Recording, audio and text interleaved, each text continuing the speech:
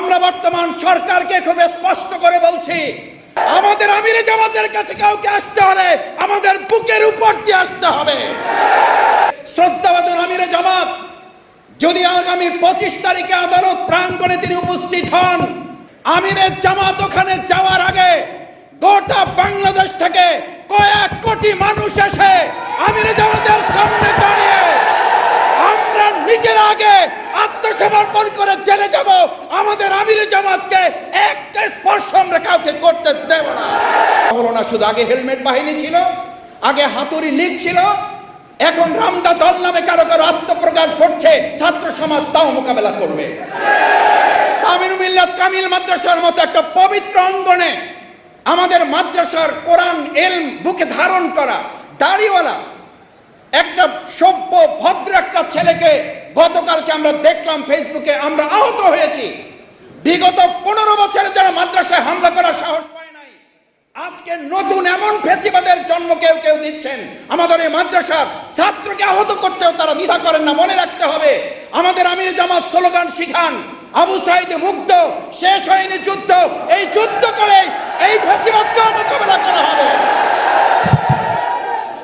আমাদের যুদ্ধ শেষ হয়নি, আমাদের যুদ্ধ যে শেষ হয় নাই। আমির জামাত গতকালকে একটি স্ট্যাটাস তিনি দিয়েছেন।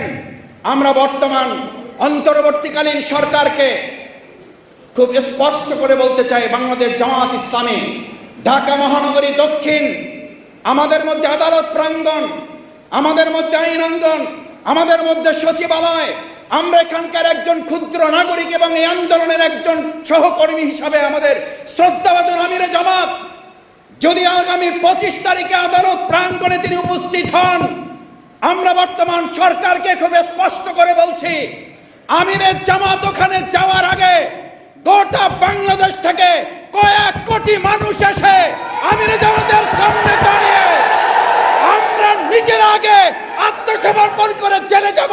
আমাদের আমিরে জামাতকে একটা স্পর্শ আমরা কাউকে করতে দেব না। আমাদের আমিরে জামাতের কাছে কাউকে আসতে হলে আমাদের বুকের উপর দিয়ে আসতে হবে।